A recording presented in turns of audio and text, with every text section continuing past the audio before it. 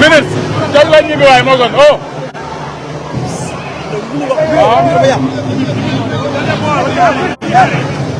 bon ba léegi gars yi ñu ngi xeex comme ni ma ko waxee woon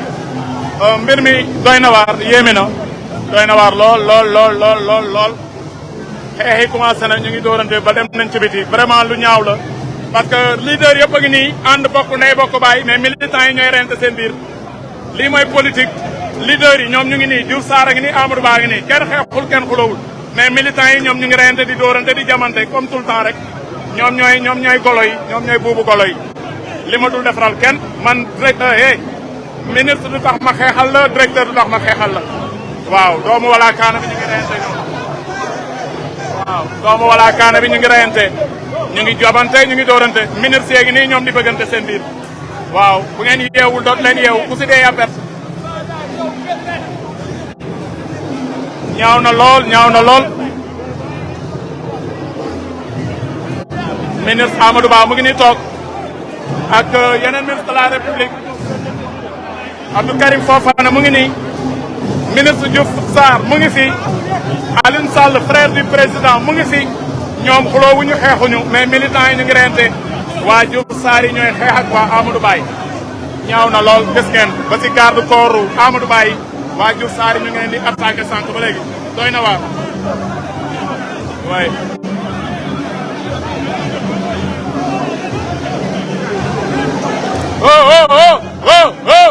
wala gaa yi ngi sànni ay xeer vraiment mujj naa ñaaw ministre Amadou Ba na ñibbi itam la ñibbi lu ngeen wut fii ministre dama ñibbi lu ngeen di taxaw fii dam leen ñibbi waaw na ñibbi waaw ñu ngi sànni xeer Amadou Ba dama ñibbi na dem ñibbi na dem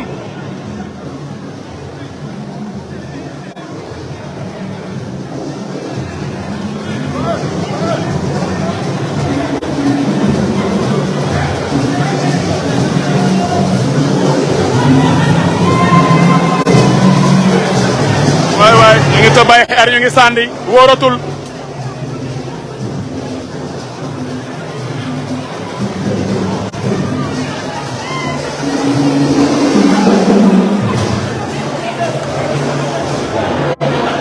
boo ko defee ministre bu ñibbee après bu ngeen neexee ngeen reyante fii nag waaw mu ngi noonu après ngeen xeex ngeen xool après lu ngeen di siy am doy na waar yéeme na donc mu ngi noonu jàng yi tas na ma ne ko jàng yi tas na dégg nañ leen mais de toute façon dañoo dégg Amadou Ba li mu bëggoon wax mooy moom nekkul candidat Amadou Ba loolu la bëggoon déclaré nee na moom nekkul candidat xëy na nag nit ñee bëgg mu nekk candidat mais moom bëgguloo nekk candidat Amadou Ba loolu laa gis ba muy jël parole ba ko Diouf Sarr ne Dakar am na ñaari candidat Amadou Ba ne ko bul ma boole si candidat yi waay allo waaw xeex nañu si maa ngi direct Kali TV mais noonu jàngee tas na waaye doy na waar yéeme na li jafa am ñaaw na président tukki ngeen nekk ci fii xeex da ngeen waroon doon benn pour ñu war a mën a tànn kan ma ko war a wuutu ëllëg mais ñoom ñu ngi rente lii mooy président tànnee ëllëg nit a bëri coow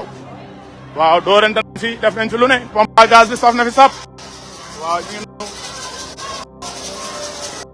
noonu waaw Amadou Ba yi ñu ngi bëggee Amadou Ba Amadou Ba ngi nii di ñibbi Amadou Ba ngi ñibbi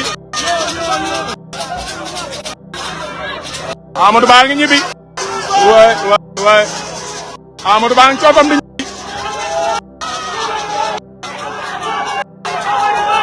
Amadou Ba mu ngi ñibbi Amadou Ba ngi ñibbi Amadou Ba mu ngi ñibbi Amadou Ba ngi ñibbi Amadou Ba mu ngi ñibbi ah le vidéo ba xam nañ ne ñaaw na waaye ndaw Amadou Ba nee nañu Amadou Ba waaye ñoom dégg nañu Amadou Ba Amadou Ba yi ñu ngi ko ci Amadou Ba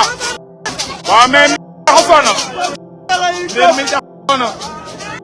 mbir mi laj na mbir mi jaxasoo mbir mi laj na waaw jaxasoo na am gars yi bëgg nee nañu waaye mais c'est compliqué ouais c'est compliqué waa rek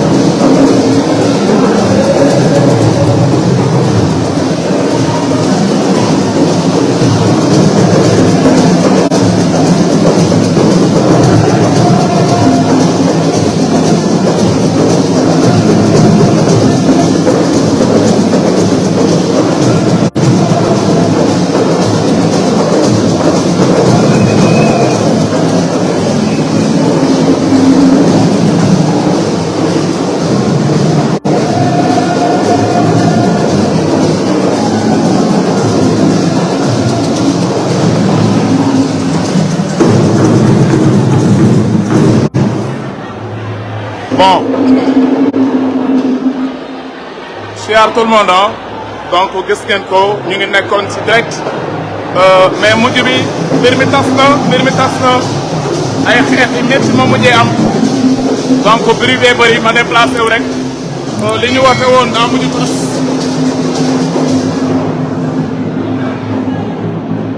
donc li ñu woote woon dafa mujj tas parce que y avait le premier ministre Amadou Ba amoon na Diouf Sarr amoon na Mbaye Ndiaye amoon na d'autres ministres de la République ñu ngi fi woon ak ay militants xamuñu woon nag lu sabab lu woon ndaje bi tey xamuñu ko c'est juste rek gars yi convoqué nañu y avait des centaines de personnes yu nekkoon fii donc Amadou Ba ak ñoom Diouf Sarr ak yeneen ministres ak ay directeurs aussi ay députés ñu ngi woon ci benn salle di waxtaan mujj bi ñu wàcc comme ni ngeen ko gisee woon ci direct bi ba ñu wàccee toog Amadou Ba nuyoo Diouf Sarr nuyoo y avait même le frère du président de la République Aliou Sall borom Guédiawaye mu ngi fi woon ba ñoom ñëpp toogee ay nit jóge fële naan Diouf Sarr yéeg si podium bi wax dëgg fa yàlla bu ngeen xoolee vidéo yi ñu ngi siy feeñ bon Diouf Sarr gars yi dem da nar a fekk ji Amadou Ba fu mu toog ak ñoom Diouf Sarr di yëngal si noonu la ñu dóor pompe à gaz si noonu xamuñu kan moo dóor pompe à gaz mais si la ñu dóor pompe à gaz bi ñu dooree pompe à gaz nag ñëpp ñu bëri ñu ngi fiy daanu gis ngeen Mbaye Ndiaye mu ngi foofu ba léegi ñu ngi koy ëpp te pompe à gaz bi wax dëgg fa yàlla li mu saf neexul parce que ñëpp xam nañ lan moo si pompe à gaz si ay njaboot yu dajaloo et puis tàngaay bi day def effet jàngee daal mujj naa tas Amadou Ba yëkkatul parole Diouf Sarr yëkkatul parole beneen ministre yëkkatul parole donc lii nag lu waroon mën a ñàkk la lu waroon mën a ñàkk la parce que xamuñu lu sabab lu woon sax ndaje bi xamuñu ko ba léegi xamuñu ndax Amadou Ba dafa bëggoon def déclaration